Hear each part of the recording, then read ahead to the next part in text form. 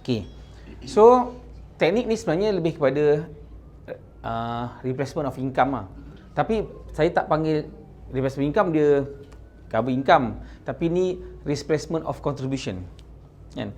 Instead of dia bagi sekali tiap bulan, kalau dia tak ada, stop. Okay. Kalau secara dia punya diagram dia macam ni. Sekarang ni husband bagi sebulan 300 kali dengan 12 3,600. Okay. So dia bagi pada wife lah ni, dia bagi wife. Okay. Kalau husband wife hidup lagi, dia boleh bagi, betul? Dia boleh bagi. Tiba-tiba meninggal dunia, death atau TPD, boleh bayar lagi tak? Tak dibayar lah. Okay. So macam mana nak bagi, walaupun berlaku benda ni kan, tetap dapat bayaran. So gunakan duit, sebahagian daripada duit ni tadi kan, yang kita contribute tu, ataupun pakai duit lain pun tak apalah, tak kisah. Tapi yang penting dia ni kena ambil apa? Hibah. Okey, sebagai contoh dia punya kes tadi, dia ambil berapa? 250,000. Okey. Kalau katalah berlaku death ataupun TPD, wife akan dapat 250,000, betul? Okay, kita ambil on moderate punya market punya performance lah. Sebab sebelum ni ESB 5.5 tu dekat bottom punya ni, dengan konflik, government punya konflik semua everything kan. Kita ambil on average 7% lah. Kan, 7%. So, 250,000 kali dengan 7% berapa? Kira-kira? 17,500. Kan? 17,500. So, 17,500 bagi 12 berapa? 1,458. Bagi 12. 1,400 sebulan per month. Okay. Dia hidup, suami hidup boleh bagi 300. Suami tak ada boleh bagi 1,400. Dia punya lawak apa lawak dia? Nak bagi klien happy kan? Itu dia punya lawak dia lah. Sebab saya punya style kalau cerita-cerita macam ni kena selitkan benda-benda yang macam juga kan? Go kan? Okey. Tapi idea dia macam ni, idea dia. Masa dia hidup, dia boleh bagi 300, tapi kena ingat ada banyak benda lagi dia bayar. Masa dia tak ada benda yang dibayar tapi tak bayar. So inilah cover dia. So sekarang ni kita nak nampakkan apa? Nampakkan ni banyak ke ataupun nak nampakkan contribution ke hibah banyak? Kita kena nampakkan ni banyak. Kebanyakan kita fokus kepada bayar banyak. Oh loh, banyaknya kena bayar. Beratlah dia nak bayar. Tapi kalau you tengok apa dia dapat, kan? Inilah sebenarnya solution based punya presentation ataupun need based selling lah. Ataupun need based. So, sekarang ni ada tak cerita pasal warisan ke? Ada tak anugerah ke? Ada tak? Tak ada. So, langsung tak ada cerita pasal produk. Especially baru Haziq, Ju, kan? Yang baru ni. So, langsung tak ada cerita pasal produk. In fact, kalau klien ambil pun, kalau you bagi produk apa pun, dia pun tak tahu. Tapi yang pasti, bila kena macam ni, settle. That's how inilah sebenarnya yang you kena positionkan you punya teknik presentation ni. Kan? Jangan terlalu fokus kepada produk. Kan? You jumpa je tu buka quotation. Nanti dulu. Kan? Kita kena faham apa yang klien punya problem. Okay? Saya sambung tu boleh tak? Kan? Sebab saya lepas ni ada nak pergi ke Gombak. Ada hal sikit. Okay. So, nanti sambung terus Eti. Saya nak kaitkan benda ni dengan apa itu ke? Dengan satu teknik marketing yang saya belajar dululah dan saya amalkan. Lama dah saya belajar ni. Dan saya practice. Nama dia power marketing. Mungkin ada orang pernah dengar lah. Okay. P ni stand for apa? Problem. O ni opportunity. opportunity. W ni dia masuk Melayu sikit. You punya wilayah, you punya territory. E ni emotional. R ni result. Okay. So macam mana teknik marketing ni? Pertama sekali, kita kena identify problem prospek tu. Kan? Yang saya ajar you buat retargeting, faham tak? Kan? You identify dia punya profile. Lepas you identify dia punya profile, kan? You tengok dia punya buat financial punya health check. Lepas tu, lepas buat financial check, buat dia punya analisis. Daripada financial check ni, berapa lebihan dia, berapa dia punya income expenses, berapa dia punya resources, kan? Berapa yang dia boleh bertahan kalau jadi apa-apa kat dia dengan resources yang dia ada, berapa resources yang ada untuk kira berapa yang gap yang perlu dia ada. Dengan gunakan rule of thumb 10 time of annual income. Okay. So, detail-detail you kena belajar lagi detail lah. Tapi ni saya fahamkan konsep supaya bila you jumpa orang, you present, sama ada you present secara online atau offline, you tak fokus kepada produk. Kan? Kita tak fokus pada produk, fokus pada solution. Maksudnya, bila fokus pada solution ni, kan, dia klien, prospek akan fokus, akan rasa kita ni bagi banyak pada dia tau. Maknanya fokus pada dia instead of produk. Produk ni sebenarnya produk siapa? Produk kita. Kalau kita push produk, dia nampak kita push kita punya. Kita tak care pun pasal dia. So that's how nombor 1, identify problem. Nombor 2, bila you nampak problem, you akan nampak dia punya opportunity untuk bagi solution. Macam saya cakap tadi lah. Lepas you buat profiling, you buat financial health check, you buat analysis, then you akan nampak dia punya opportunity untuk bagi dia solution. Offer solution. Okay. Wilayah ni fokus kepada human territory. Contoh ni, sekarang ni you ni, you. Siapa yang dekat dengan you? National market. So fokus you punya wilayah dulu. Kan? National market keliling-keliling you. Lepas tu fokus lagi wilayah dia ni pula. Faham tak? National market kepada national market. Kembangkan lagi. Lepas tu kembangkan lagi. Sebab setiap individu ni dia ada problem yang lebih kurang sama. Dia ada profil, kalau katalah profil dia sama, dia punya problem dia kurang sama. Contoh, orang income 10,000, dia punya financial behavior akan ikut 10,000 punya financial behavior lah. Dan normally dia akan ada masalah yang lebih kurang sama. So, bila you dah tahu orang tu macam tu, you tahu dah problem dia apa, you tahu nak buat financial check, dan you tahu boleh buat analisis. Kalau tak sama pun, more or less, at least 70% boleh sama. Okay? So, itu wilayah. Dan lepas tu kembangkan lagi pula dengan online lah. Sebab sekarang ni kita dah banyak main online kan. Offline pun buat, online pun buat. Sebab tu, saya especially baru lah. Kadang-kadang kita rasa takut ataupun segan ataupun rasa macam bersalah kita nak share pada orang national market ni because kita nak jual. Kita ada feeling nak jual. Kita ada feeling macam nak suruh dibeli. No. Sebab tu kita kena tukar mindset.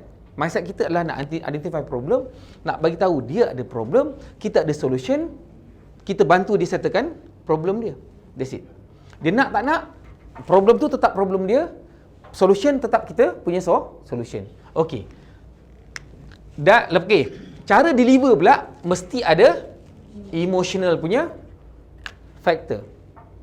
Sebab tu bila kita cerita pasal tadi husband kan, husband selain daripada dia tanggung bayar kita, bayar isteri allowance tadi tu untuk sara hidup dia juga sebenarnya bayar macam-macam yang isteri tak tahu. Bukan isteri tak tahu, maksudnya isteri tak perlu tahu. Kan? Memang dia bagi 300. Kan? Income 5,000 bagi 300. Kurang daripada 10%, tapi ingat dia dah cover macam-macam. Rumah dia bayar, hutang semua dia bayar. Barang dapur semua dia bayar.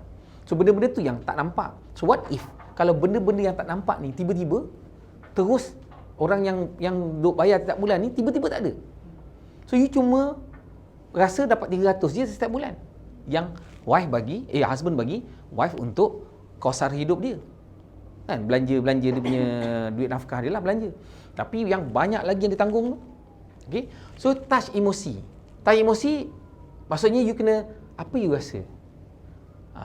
What you feel bila tiba-tiba jadi macam tu. So dia punya intonasi pun dah kena start berubah, eye contact. Dan emotional ni dia mesti ada intonasi je Dia yang pertama ada intonasi. Kedua, eye contact. Body gesture semua tu lah, body gesture. Tapi satu benda yang you kena ingat, kadang-kadang lupa, tengah shock. Dia mesti ada pause. Maksudnya bila tanya, diam. Biar dijawab. Sama ada jawab dalam hati ataupun jawab dengan dia angguk, dia jawab. Jangan kita jawabkan. Sebab kita terlalu excited, lambat sangat lah kau ni. Kita jawabkan, jangan. Bagi dia masa, sebab tu bila kita diam tu sebenarnya bagi masa dia untuk reflect, untuk fikir, biarkan dilayan. Kan? Sampai dia rasa macam kalau macam saya tanya, setuju? Betul? Betul lah. Kalau betul kita proceed. So itu emotional tu sebagai contoh lah. Sebab result ni adalah testimoni. Testimoni, contoh, sampel, kan? Dia boleh gunakan orang-orang yang orang ramai kenal lah, public figure, kan? Contoh kes apa? Yang kalau macam saya suka dekat saya sikit tu ada kes apa? Dia pergi kes yang Myvi terbang tu. Lepas tu mungkin Abam ke yang meninggal mengejut, Ashraf Sinclair yang hot ni tiba-tiba dekat-dekat. So benda-benda yang memang orang aware. So that's how macam mana, maksud saya, benda-benda yang dia nampak, dia tak boleh argue benda tu sebab benda tu memang dah jadi. Okey, itu satu result marketing, dari segi result testimoni. Kedua, mungkin you punya experience claim. You ada experience family ataupun gunakan dia punya experience. Macam saya tanya, pernah pergi melawat, ada tak pernah pergi melawat hospital melawat saudara mara ke? Biasa kalau umur 30-an ni, dia punya saudara mara, pakcik-pakcik, makcik-makcik, atuk ke mesti dah hospital sakit everything kan? Tanya dia. Kan? What if jadi macam tu? Sebab kita akan sampai waktu kat situ. Gunakan 28 lucky numbers. You suka tak suka, you diam tak buat apa-apa pun, you possible akan sampai ke situ. So you buat benda-benda yang tak boleh orang reject. Dia kata, tak mungkin, aku tak mungkin macam ni. Tak boleh. Dia mesti ada possible jadi macam tu. The possibility lah sebenarnya yang kita kena, the possibility ni akan jadi apa? Betul tak? Setuju? Possibility lah risk. Sama ada jadi atau tak jadi, risk lah tu. So tugas kita apa? Nak manage risk ni. Nak manage. Mula-mula manage. Kedua, macam nak manage? Dengan kita pindahkan risk ni kepada orang lain. Kan? Sebagai contoh macam inilah. Kan? So, prefer kalau masuk hospital pakai duit siapa? Duit sendiri ke duit orang lain? Kalau pakai duit... Silap, semula. Laju sangat. Kalau sakit, you prefer pergi private ke, pergi hospital government ke private hospital? Kalau pergi private, you prefer, kan, you bayar pakai duit you sendiri, simpanan you, ataupun you nak orang lain tolong bayarkan? So, nampak tu cara macam kita pindahkan. So, kita pindahkan kat orang lain. You nak saya buatkan macam mana nak pindahkan kat orang lain? Boleh, bagi asing credit card, kita buat sekarang. Tu medical card lah. Okay? So, dia cepat. Dan konsep marketing ni, whatever yang presentation ni, ingat, dia mesti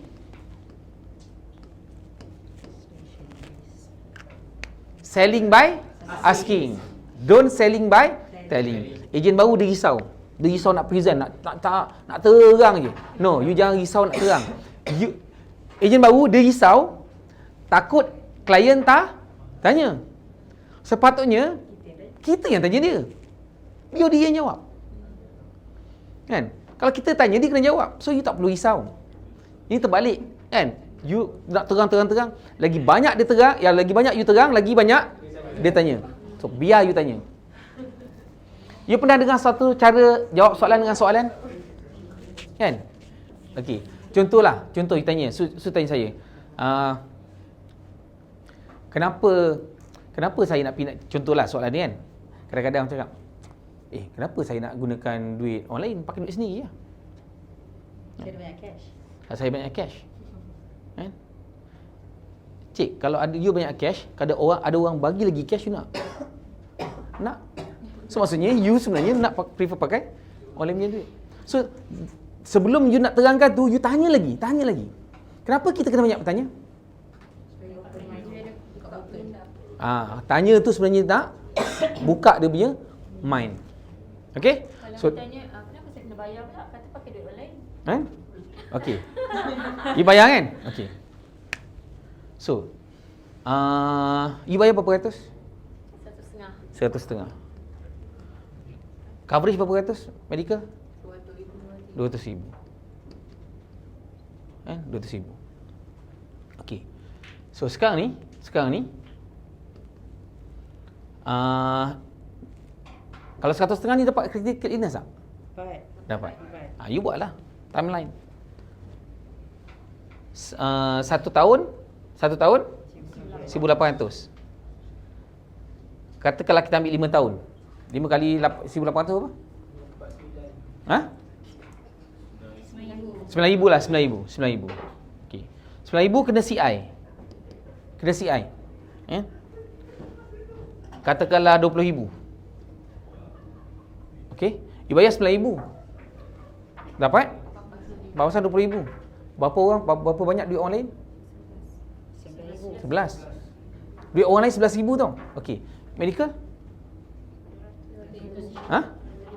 200,000. Kalau katalah you punya rawatan 100,000.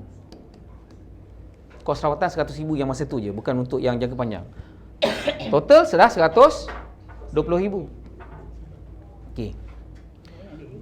You bayar 9,000. Kan? 20,000 dapat balik tak? Habis yang lain bila ni? Lagi 111,000 ni? Kan? You memang cakap, saya bayar, memanglah, saya dah bagi duit balik 9,000 ni. Kan? Settle lah kan? 9,000 dah settle kan? You dapat duit balik. 111,000 duit siapa? Duit orang lain. So mana lagi cerdik? Kan? You bayar 150, dapat 111,000. Duit you dapat balik. Dengan you tak bayar 150, kan? Semua ni you tanggung. Mana lagi cerdik? Kan? Mana lagi cerdik? Bayar 150 kan? Okey, bagi saya kredit card dengan IC jadi orang cerdik. So, kalau dia tak buat, maksud dia apa? Dia tak cerdik tu kena pause lah. Mana lagi cerdik tu kena pause lah. Kena pause. Mana lagi cerdik? Pause. Pressure. Okey, kenapa kita tengok mata dan kenapa diam? Siapa jawab dulu dia kalah. Siapa tengok tempat lain dia kalah. So, dia how macam mana kita in control. Okey? So, itu saja power marketing dan relate dengan Didi punya case study tadi. Okey? So, saya minta diri dulu, minta maaf. Saya ada hal dekat Gombak. Saya nak cerita kemudian lah. Cerita sekarang nanti tak thrill. Bukan tak, pasal claim. Okey. Pasal declaration lah, cerita sikit lah. Pasal declaration, kan? Dia cerita lain tapi rekod lain. Tu tengah pening lah sekarang ni. Dia cerita sakit lain. Dia cerita simptom lain. Bila telefon klinik, dia kata, dia tak sakit tu, dia sakit lain. Sudah. Tu saya nak pergi sana, tak takut, bukan apa, takut government hospital kan, takut report tu mungkin dekat tempat lain ke, ingat salah file ke. Kan? Saya risau dia salah tengok orang lain punya. Saya pertama tengok orang lain punya, tapi dah konfirmasi semua betul. Ataupun saya tak tahulah kan. Doktor tulis, leceh lah sok ni. Kita buat buat benda yang simple lah. Simptom lain tapi sebab dia tak ada follow through pun. Dia je komplain dia sakit je lah. Lama dah 2017. Kes besar pula tu. So kena pergi lah. Okay. So hopefully you boleh Gunakan konsep ni sebagai you punya guideline. Beli jumpa je, okey, power marketing. Okey, power punya teknik. Formula. Guna power formula. Apa? Problem. Identify problem dulu. Sembang-sembang, build up repo. Okey, build up repo, tengok identify problem dia. Sebab tu saya suka kalau you buat retargeting. Retargeting ni maksudnya you dah ada satu prospek, you ambil, you retarget balik. Cara retarget tu dengan buat preparation. Preparation orang ni profile dia macam mana, kalau you dah tahu background dia, anak dia berapa orang, lagi best. Lagi banyak information yang you tahu pasal dia, lagi banyak you boleh touch dia punya emosi. You tahu dia punya problem, you touch dengan emosi, you connect. Dan you boleh gunakan apa result yang berkaitan dengan dia supaya dia cepat faham. Bila cepat faham, dia boleh decide. Sekarang ni kenapa orang tak boleh sign up terus? Dia tak boleh nak decide. Betul tak? Kalau boleh decide, sign je lah terus. Dia tak boleh decide. Kenapa tak boleh decide? Kebanyakannya dia tak faham. Bila tak faham, dia tak boleh buat keputusan. Okay? So tugas kita present ni untuk bagi orang tu faham. So nak bagi faham kena banyak bertanya. Bukan banyak bercakap. Tanya tu bercakap lah. Tapi banyak bertanya instead of bercerita. Okay? Boleh ubah sikit yang berbaru ni. Yang lama pun kan, untuk ubah. Saya nampak sebab you dah start dapat presentation banyak tau. Prospek banyak daripada online, daripada offline kan. Tapi dia punya closing ratio tu rendah. So kena improve benda ni, insya-Allah closing ratio naik. Okay? So kalau tak ada apa-apa, saya minta diri dulu. Assalamualaikum warahmatullahi wabarakatuh. Waalaikumsalam.